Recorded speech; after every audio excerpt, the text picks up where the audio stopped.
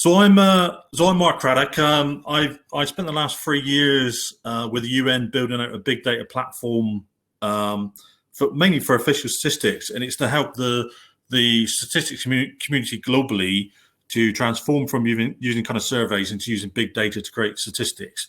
So I'll talk a little bit about that. So we've used Wardley maps for this big data platform. So we use Wardley maps for the platform strategy. We use Wardley maps to define the business model for the new organization that's been set up. We use the Wardley maps for the platform services. We created a handbook for the UN on how to use Wardley maps for developing technology strategies. We also did Wardley mapping for privacy preserving techniques. For those that are interested, that's multi-party computation, differential privacy, fully homomorphic encryption. And these techniques allow you to encrypt data at source and still do calculations on the data while it's encrypted. So there's some maps around that. And we also use Wardley maps to kind of map out the future and understand what services we were going to buy, which ones we're going to build. So it saved us about £1 million by not building a Kubernetes infrastructure. We just waited for the clouds to kind of deploy their own. So for the UN Global Platform, it sits on it's a purely cloud platform. And it sits on Amazon, Microsoft, Google, and Alibaba because we need all four to cover the globe. And a lot of the work around the UN Global Platform was a public-private partnership. So where the public sector had the understanding of statistics and the private sector had an understanding how to use big data and some of the platform capabilities. And we kind of worked together to develop those in tandem.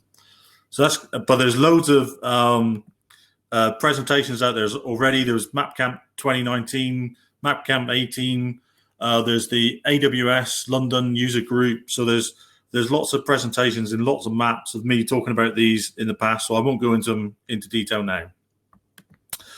So one of the main parts of the global platform is also to support the Sustainable Development Goals. Now, these are big goals that pretty much every country, every member of the UN is signed up to. So by 2030, they've agreed that they will remove poverty, remove hunger, and this is from the world. So these are huge goals, and all the countries are kind of working towards these.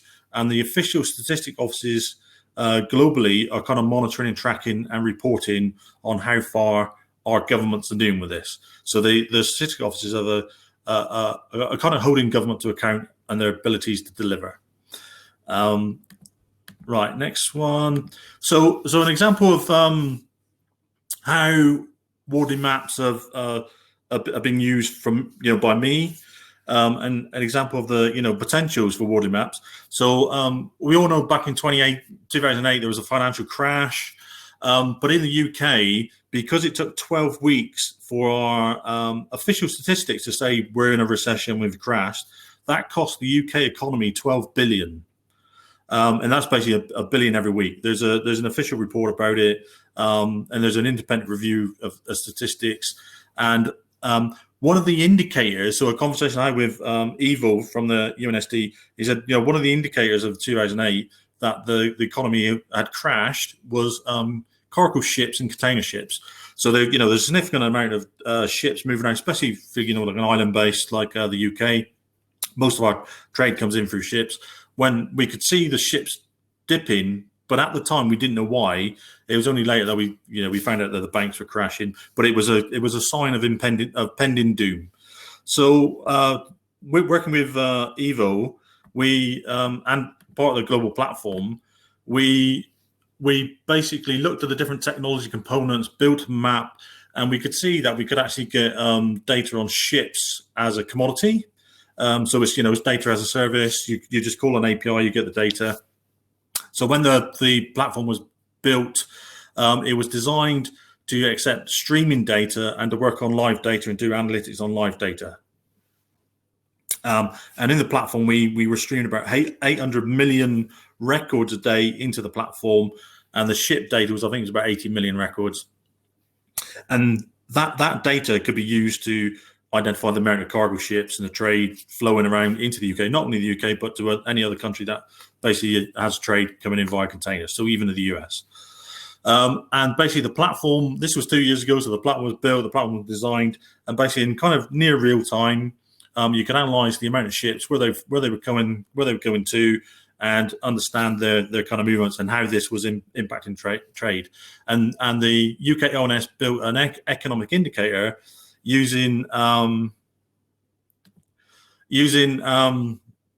the AIS ship data. So there's a link to it on the official ONS website, and that was used by the UK to identify trade.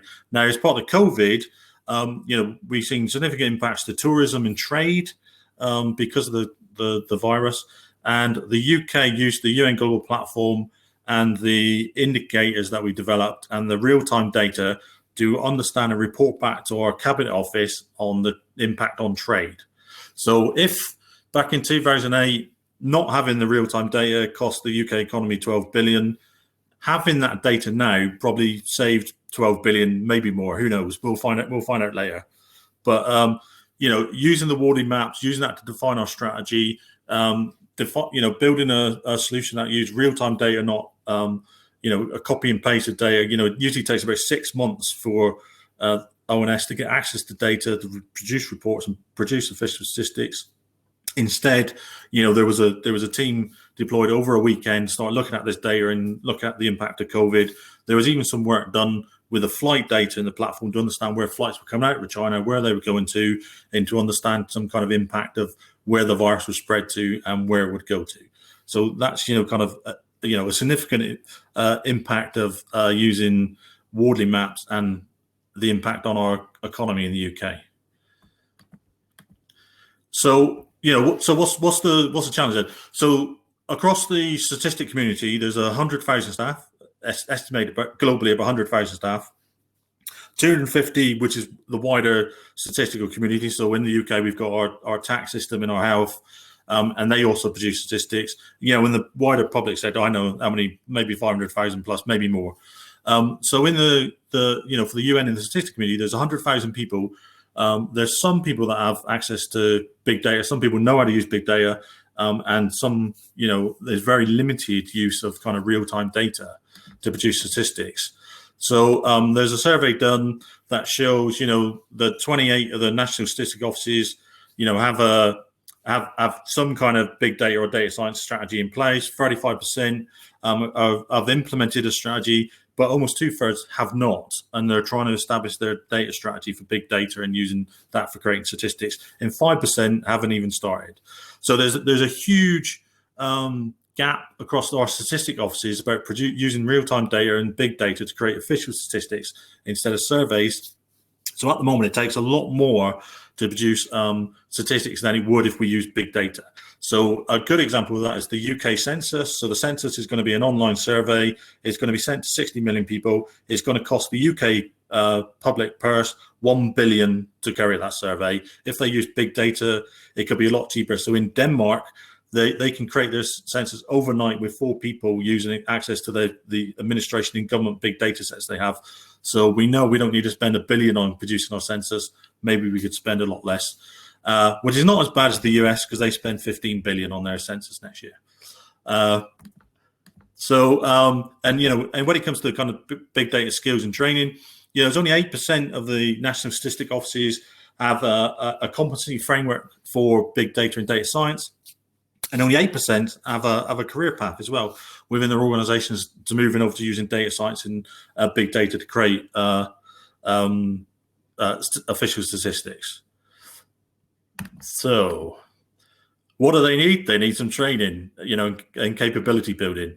So, and that needs to be trusted. So it needs to come from an authoritative source. It needs to understand, it needs to be linked to, the career paths.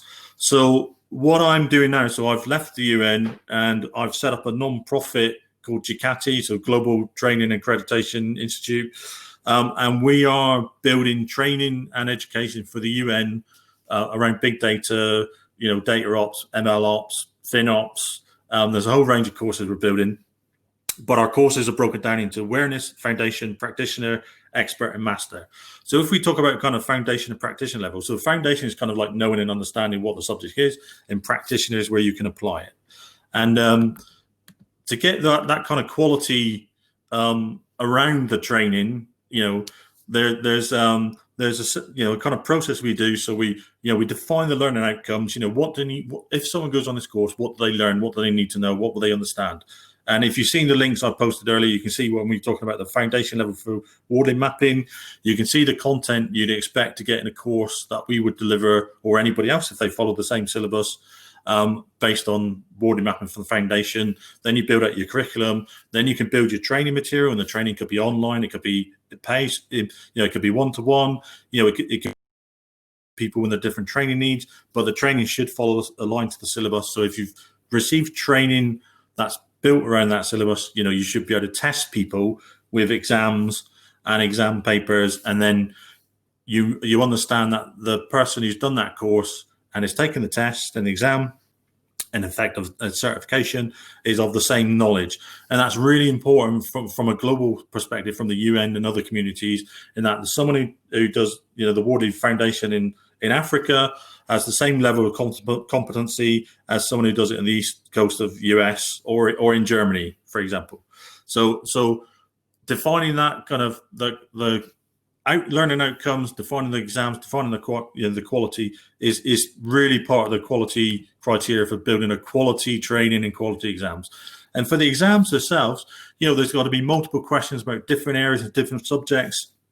So if you see the curriculum we've put together for the foundation Wardley map, we've categorized some as high, low, and medium, and they'll make up a percentage of the questions around the exam around foundation. So all that is available now. It's all online. It's all open. It's all open to challenge. Anybody can comment on the document. If you want to add something, if you think we missed something out, just say, and we can take it. If you want to join the group that's building it, then just get in touch with me on Twitter or through the document or through here. Contact me, and we're building this together as a community. For the community. So there's the link to the document. So this is how we're building out their foundation level course and learning outcomes and curriculum and exam for Wardley mapping at the foundation level. So this centers on the learning outcomes. So if someone goes on a foundation course, what do they learn? But also that needs to be linked to a body of knowledge. So what does climatic change? What are the climatic patterns? And the problem at the moment, so I don't know if Simon's listening, but there's lots of stuff in Simon's blog, the old one and the new one. There's lots of stuff on Twitter. There's information in his YouTube presentations. There's new stuff he did today, and at the moment it's not in one place. So if you want to kind of learn about Wardley mapping, you've got to piece all the material together from different places, and then that needs to be turned into something that you can consume as a learner and in your style of learning. So as part of the building out the foundation course, we're also putting the body of knowledge at the back of the document, so we can link, when it talks about the terms related to Wardley mapping, at the back of the document there's a definition of that term. So when Simon talks about a map, what does he mean by a map? And we talked about earlier, about the position and movement and the anchor, and that's what Simon means by a map. So if you look at the foundation level syllabus, learning outcomes, you'll see at the back of the document there's a body of knowledge, and that's where we're going to put all the information related to the syllabus, the learning outcomes, and the exam related to foundation in Wardley mapping. So all the information of that body will be in the back of that document. At some point, we'll put that somewhere more accessible online where everybody can see it, and it can be shared in one place. Maybe Simon would want to put it on his blog or something, but that is quite difficult to consume information on Wardley maps at the moment. You have to go to loads of different places. By compiling that body of knowledge, it'll be in one place with the definitive answers. Now, there has been some challenge about, can you do training on Wardley mapping? And if you look at some elements, the foundation level, that's most of that is well defined, well understood, and it's not going to change. So we can start building training and certifications around that. Some of the other stuff is not. So as we go through the levels from foundation, practitioner, up to expert, master, hopefully that will change and settle down, and then we can start locking that into the body of knowledge. Or in some cases, if it changes, it changes. Now for the foundation and practitioner, that will be an online machine scored, measured exam. and maybe we're not quite sure, but practitioner, expert, and above, then we're looking at doing like the BarCamp. So I think you should go and look at Alex's presentation on BarCamp later. I think it's about 10. Is it 10 or 11 o'clock tonight? Where but yeah, go and have a look at Alex's BarCamp. So we think, you know, that kind of competition for the higher levels of Wardley mapping is the way to go. So where are we? Yeah, so I mean, if you look at the foundation course, you know, these are the kind of areas we expect someone to know and understand as part of a foundation level course, you know, understanding the life cycle. So Simon touched, you know, on a lot of these subjects earlier, and he spends like 5 or 10 minutes on them. But if you look in the body of knowledge in the document, you'll see there's a bit more detail, and that will actually break out into more detail as we build that together. And then that of various different sources as we build the training out. So there's a bit more on, you know, value chains, etc. So how can you get involved? So you can take a look at the document, you know, the foundations, the learning outcomes, the syllabus, how we're going to measure and examine people and test people. You can look at the body of knowledge. You can join the group that are producing that document and working on it as a core team. You can join in. You can just be an observer if you want. You can contribute in any way. You can just look at the document and feed comments in. You can ask questions. You can challenge what we're putting together. You know, the more challenge we get, the better it will be. Feel free to, you know, make comments, make suggestions in the document, on Twitter, in the chat here. You know, just give us feedback. You know, we absolutely open, you know, with our wide arms, all the feedback you can give us. Yeah? We've also, so as part of the UN, we developed a kind of handbook.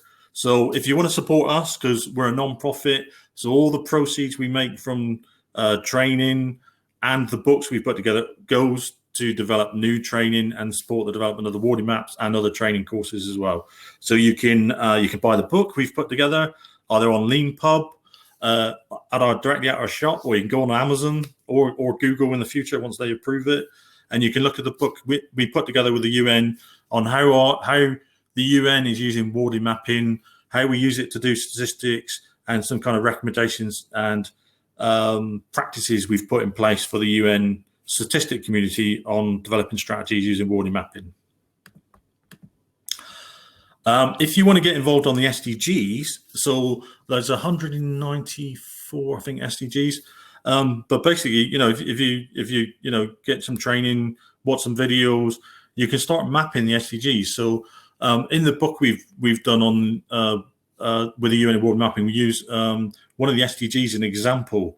So I think, you know, the UN and the governments are struggling around the SDGs and how do you remove hunger globally from the world, and it's different to different territories how you would approach that. There are some common elements, but the SDGs are well documented. You know, the outcomes from the SDGs are well documented.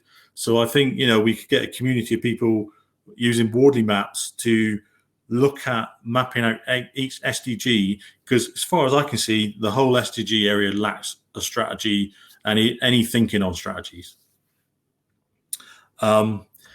And finally, we're also developing other courses, you know, around FinOps, Data Ops, Machine Learning Ops. So if anybody's interested in that, got any capability or knowledge or experts, and they want to get involved in that kind of stuff, please get in touch. And we also need kind of chief examiners in those areas. So we're looking for kind of experts in these kind of subjects. So I think that's probably about all from me. So